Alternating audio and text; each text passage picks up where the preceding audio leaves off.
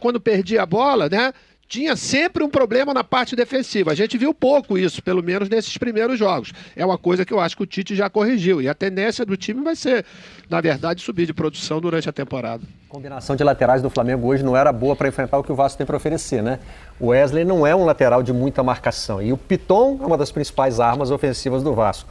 Com o Verratti saindo da direita... O Varela estava torto, né, Barreto? Isso, o Varela torto do lado em que o Verratti se projeta para dentro da área, né? Por isso que eu digo que a combinação não é boa, né? O Wesley com dificuldade para marcar o Piton e o Varela com dificuldade para impedir a penetração do Verratti. Não, e foram vários os lances em que o Piton conseguiu ter liberdade de chegada pelo lado esquerdo e cruzamento livre. E o Piton, eu gosto muito do Piton, eu acho que é um lateral esquerdo, assim, que numa posição em que a gente tem dificuldade de ver inúmeras possibilidades de laterais, eu acho que é um cara que consegue apoiar bem e não deixa tanto espaço atrás.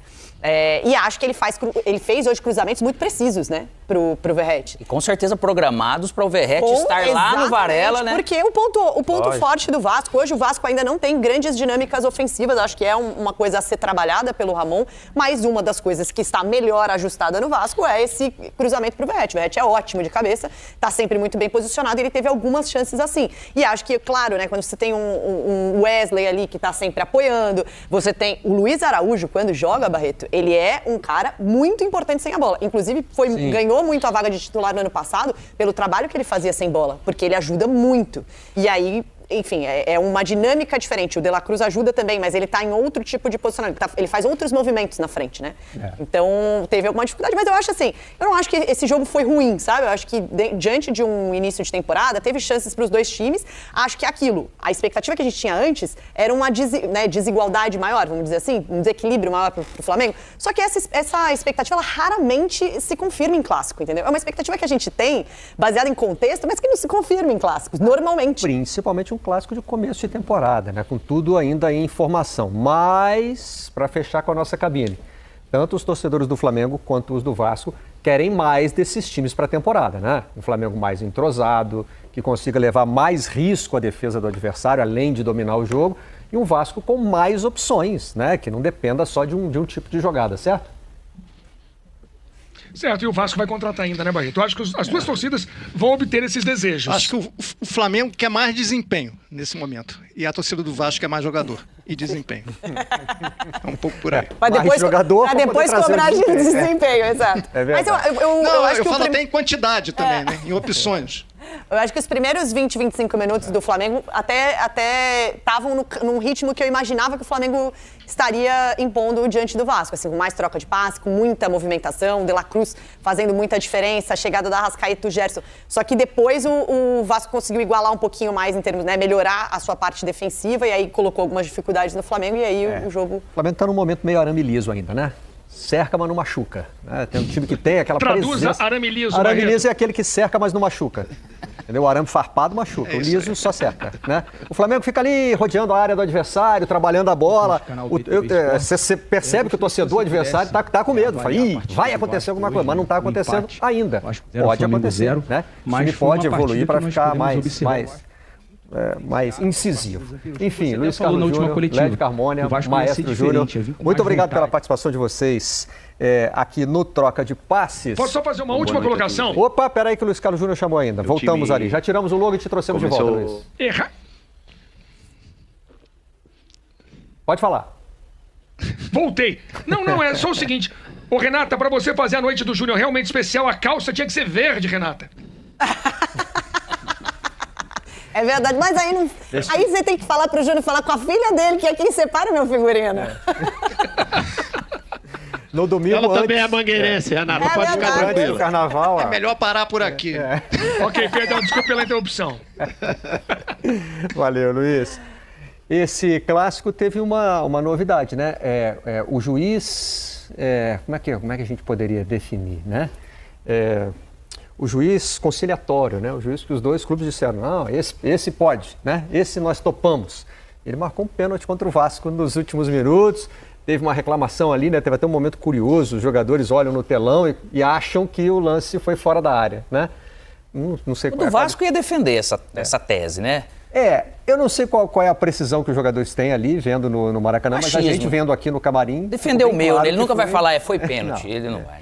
Ficou bem claro que foi em cima da linha. Nem é sobre isso que a gente vai falar com o Paulo César Oliveira. Tem mais, um lance de cartão para a gente olhar com cautela, né, PC? Boa noite. É isso mesmo, Barreto. Boa noite para você, para a Renata, para o Alex, para o pessoal que está em casa.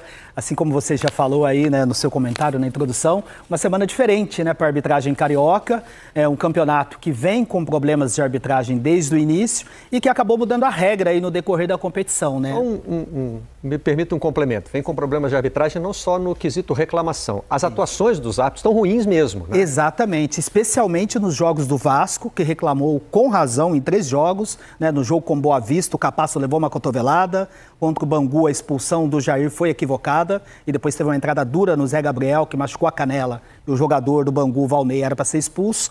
E contra o Nova Iguaçu teve aquela entrada criminosa do Caio Tenório no Rossi, que também era passível para expulsão, e a arbitragem não agiu. Então a FERJ, para esse clássico, resolveu convidar as equipes para participar da escolha do árbitro. A gente respeita... É que vocês vetam todo mundo? Quem é que vocês aceitam? Me dá um nome aí.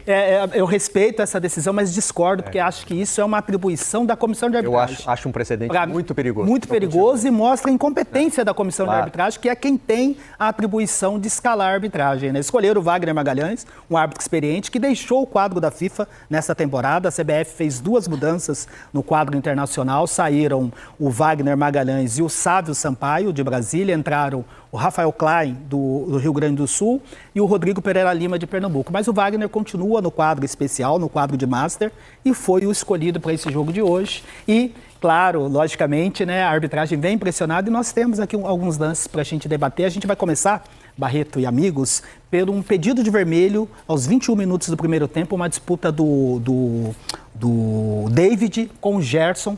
Tá aí o lance na tela. Vamos já deixar a observação de que não se trata aí só a avaliação da atuação do árbitro, que está muito perto do lance, mas o VAR também podia, né? Ao ver esse ângulo, por exemplo, ó. Exatamente, né? O Wagner, ele tinha a visão. Quero chamar a atenção para a movimentação do David. Esse ângulo é bom, o outro é melhor ainda para poder analisar. Esse é o ângulo, olha só. Ele percebe a presença do Gerson e esse não é um movimento só de proteção, não, é uma ação de conduta violenta, porque ele percebe... Antes, né, PC? Parece que isso, dando ele prepara. E o que é muito importante que a arbitragem tem que avaliar, que é quando o jogador tem aquela ação de gatilho. Olha só, por esse ângulo a gente observa e no outro ângulo a gente vai ver claramente que ele vê a presença do Gerson e não está só se protegendo, não. Pelo outro ângulo, e depois deu um migué ali, né? Se estiver sentindo dor no braço. Mas o braço foi forte, né, PC? Daí deve ter machucado, né? É isso, a cotovelada foi forte. Subindo pro o gogó do Gerson é muito forte. É isso. E aí o que a gente fala, hoje a arbitragem atua muito em relação à consequência do lance, não só o fato que causou, mas sim a consequência. Se o Gerson ficasse no chão, se ele fosse atendido, saísse de marca, tivesse uma reação forte dos jogadores do Flamengo, provavelmente o VAR atuaria. Mas o VAR, o árbitro... Isso é errado, né? Errado, claro. Completamente errado, Renato. É porque isso educa eles fazerem aquela rodinha que fazem no juiz. Como... É isso, porque o VAR tem que analisar a causa, né? O que causou. E a ação foi muito forte, sim, teve uma ação de gatilho, ele prepara, ele percebe a presença do Gerson e desfere a cotovelada, lance de conduta violenta, e o David deveria ter sido expulso de campo, apesar do Wagner ter tido ali a apreciação, mas o VAR, com base na imagem, com todos os ângulos disponíveis, deveria ter recomendado a revisão para a expulsão do David, porque ele deu a cotovelada e foi uma conduta violenta. Teve cartão para o banco também hoje, não teve? Ou não? Só advertência? Foi só as advertências mesmo. O jogo que teve muito cartão, inclusive para os treinadores, auxiliares técnicos, foi na final da Supercopa, né, com os 2 treinadores advertidos, né, o Abel Ferreira e o Thiago Carpini, e o auxiliar do Abel também, o Vitor Castanheira, foi advertido. Um jogo que foi bem disputado, com 12 cartões amarelos, mas que o Braulio acabou passando batido. Mas para esse jogo, né, Barreto, além desse lance da expulsão, a gente separou, né, o lance do pênalti também, que vocês comentaram aí, assim como... A gente pode voltar com você depois? Claro, porque claro. O Tite começou a falar agora. Prioridade. Então a gente vai primeiro com a entrevista coletiva. Está aí então o treinador do Flamengo. Oxi, Maria. É difícil. A bola é difícil. A qualidade da bola não é o campo. Tu vê que às vezes ela varia. O lance da precisão de uma batida de bola parada. Estou falando de finesse, sabe? O atleta de alto nível, ele consegue.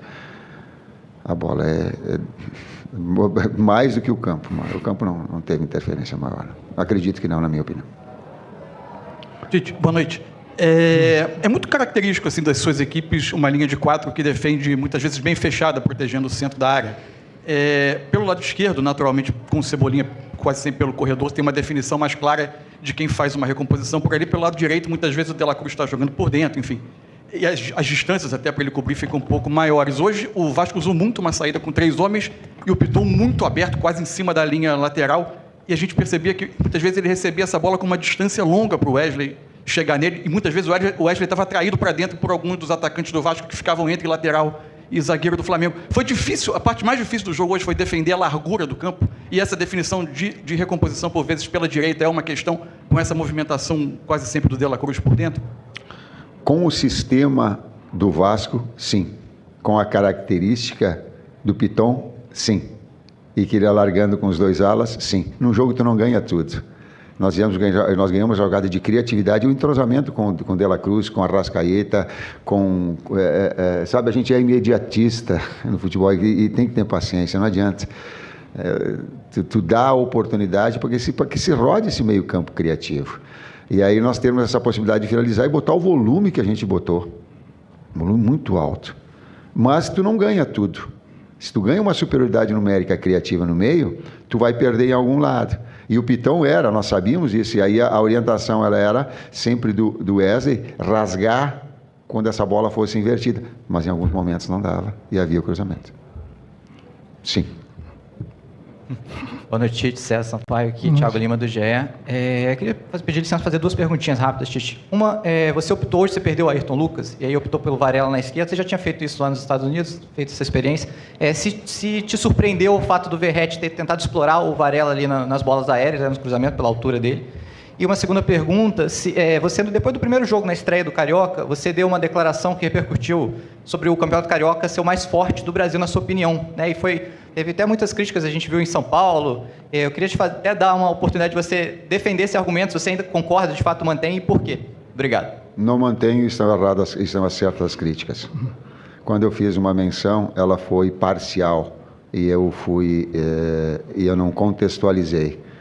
Eu estava me referindo aos 4 grandes equipes, e aí não coloquei, que estavam no final do ano campeão da Libertadores, Flamengo, Botafogo, que virou e quase campeão brasileiro, Vasco numa retomada, e os 4 grandes de São Paulo, alguns bem e outros retomando o seu melhor processo. Então, todas as críticas que elas foram contextuais, dizendo do campeonato no seu conjunto, estão corretas. E as aceito.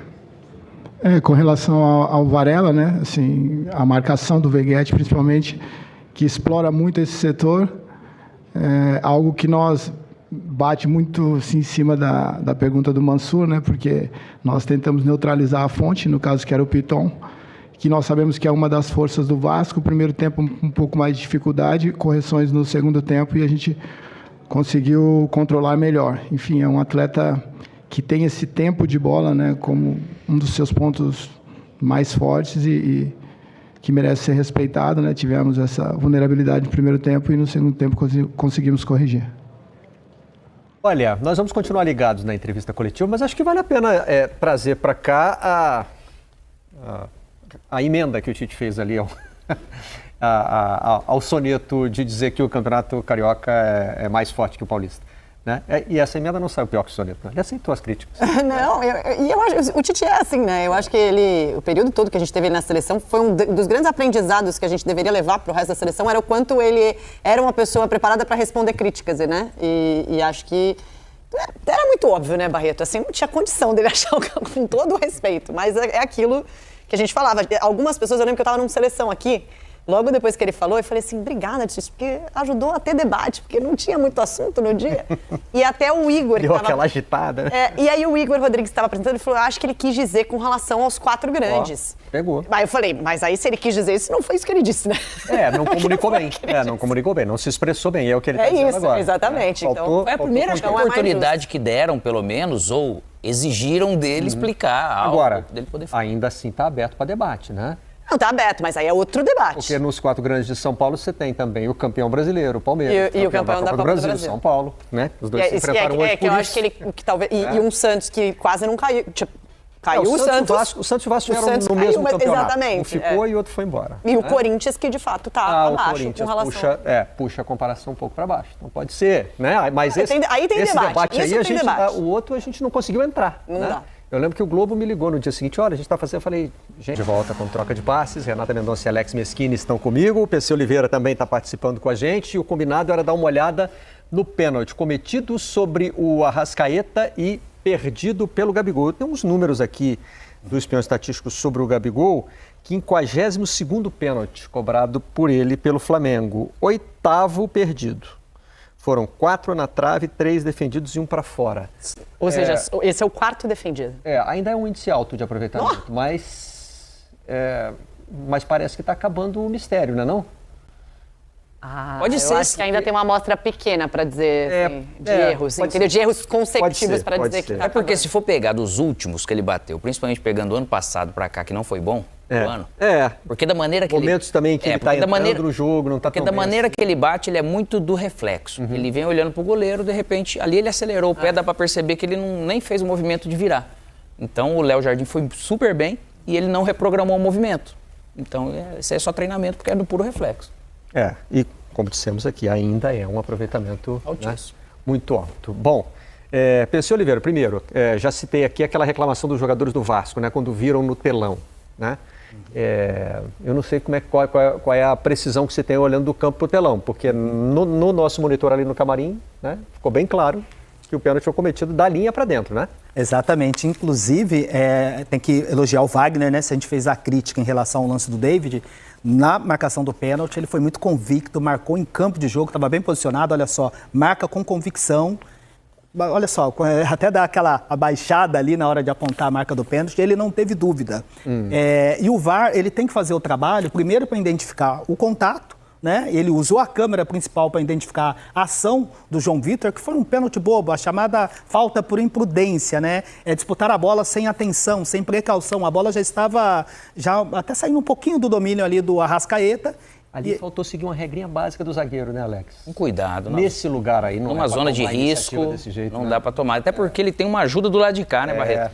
Aí ali é aquele reflexo do tipo, puxa vida, a hora que ele vem atrás. E o Arrascaeta cortando para trás, quer dizer, a defesa tem sempre uma chance de reagir, de se reagir. Se ainda tivesse fora da área, seria mais compreensível, mas ali naquele risco... E aí o momento em que a gente para a câmera é da linha para dentro, né, PC? É isso, e inclusive foi mostrado no telão e eu fiquei sem entender a reação dos jogadores do Vasco pressionando, porque o VAR, ele usou a câmera 1, né, a câmera principal, para identificar o ponto de contato, a imagem ali à esquerda, e aí depois ele faz um looping, porque ele tem que rodar todas as câmeras para ele poder ter a certeza, porque sempre tem uma questão de ângulo, né? Quando você olha a nossa imagem à esquerda, você pode ter uma dúvida do local do contato, e aí ele usa o mesmo frame, porém ele faz um looping e vai para a câmera de impedimento para identificar exatamente o local da falta. Você vê como tem diferença, né? Quando a gente olha a imagem da esquerda, da principal, parece que está muito dentro da área, né?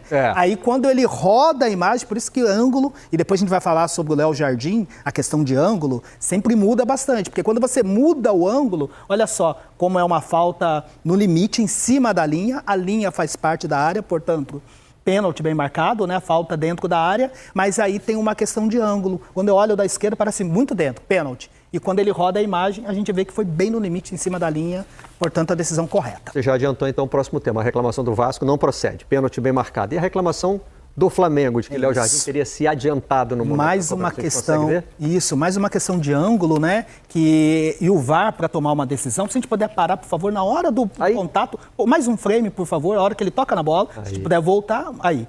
A hora que ele toca na bola. E aí que tá valendo, né? Aí que tá valendo. É no momento do impacto da bola que a gente tem que observar o posicionamento do goleiro. De acordo com a regra, ele tem que manter pelo menos um dos pés sobre a linha, né? E, inclusive, ele pode até levantar o pé para poder tomar um impulso. Ele pode estar pisando ali na linha ou com o pé levantado. Mas esse ângulo aí deixa a gente na dúvida se ele já está na ponta do pé e se essa ponta está para fora da linha. Né? O pé direito que eu estou dizendo. O esquerdo levantou. Né? É isso. Se a ponta do pé estiver para fora da linha, mas o calcanhar ainda sobre a linha, não tem problema. Ah, é? Mesmo sem ter contato. Mesmo sem o contato. Exatamente. Ele pode estar pisando na linha ou com o pé levantado pegando o impulso. Essa é a câmera principal. Aí, por essa câmera, eu já daria eu já daria lance válido.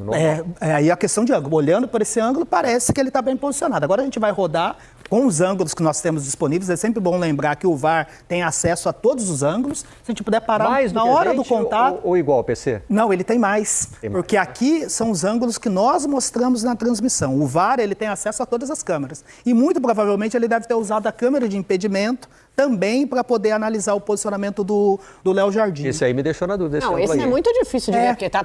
tem a rede. Exato, né? Por isso que a gente fala a questão do ângulo. E o VAR, ele só pode interferir se ele tiver uma imagem conclusiva. Claro, né? Não pode, olha, eu acho, parece que saiu. Se ele não tiver uma imagem conclusiva, vai seguir a decisão de campo. Por esse ângulo, não dá para perceber, parece que o pé direito ele está levantado, mas não dá para saber o posicionamento do calcanhar dele, né? E depois eu acho que tem mais um ângulo ainda, a gente está usando a imagem por trás do gol, e agora a imagem provavelmente da microcâmera, que também... Porque aí não dá para ver a bola, né? Não dá para ver a bola, olha só, até lá em cima, mas não dá pra ver. É o momento do toque. O pé, a ponta do pé pode estar levantada, mas a gente não sabe. Essa é aquela imagem que, como da tecnologia da linha do gol, que a gente tem que olhar por cima, né? Por essa aí eu diria que ele está totalmente fora da linha. Tá para ver o calcanhar dele. Por isso que a gente fala essa questão do ângulo, né? O VAR deve ter usado a câmera de impedimento.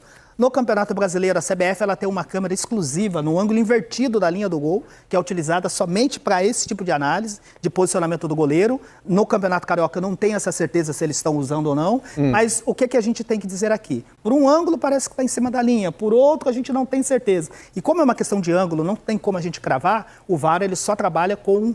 imagem conclusiva. Essa imagem aí não te dá certeza? Essa imagem não me dá certeza porque é uma questão de ângulo. A microcâmera ela está aqui no canto da rede e você vê como ela muda completamente em relação à câmera principal. É de pé totalmente fora da linha. Mas se você olhar por cima, pode ser que o calcanhar esteja no limite da linha, né? Porque deixa pegar uma imagem Então, das duas, ou o VAR tinha uma câmera além dessas que a gente mostrou aqui, que mostrou claramente que ele estava com o pé sobre a linha, mesmo que não... E aí, repetindo aquilo que você disse, mesmo que não estivesse tocando, aquele calcanhar ali, se estiver projetado sobre a linha, está valendo. Está valendo, a regra permite. Ou o VAR tinha essa câmera conclusiva, ou com essas imagens que a gente olhou aqui, ele se ele não chegar tem que valer a numa marcação. conclusão, aí vale a decisão de campo.